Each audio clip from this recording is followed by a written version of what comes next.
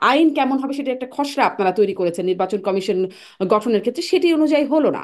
মানে বাস্তবায়নটা কি আসলে হবে কিনা? আপনি বলছিলেন যে ফ্যাসিবাদী সরকার যেন আর আসতে না পারে সেই লক্ষ্যে আপনারা আইন কানুন বিধিবিধান এগুলো সংস্কারের পর্যালোচনা করে সংস্কারের কাজটি করছেন।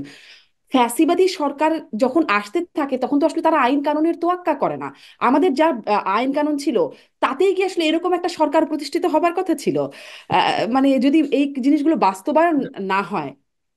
আমাদের আমাদের ফ্যাসিবাদী সরকার ওই যে সেটা আহ, ঠেকানোই নয় আমাদের, যাতে সুষ্ঠু নিরপেক্ষ নির্বাচন নিশ্চিত হয়, যাতে জনগণের সম্মতি শাসন প্রতিষ্ঠিত হয়, মানুষের ভোটাধিকার নিশ্চিত হয়, সে বিষয়ে আমরা সুপারিশ করছি।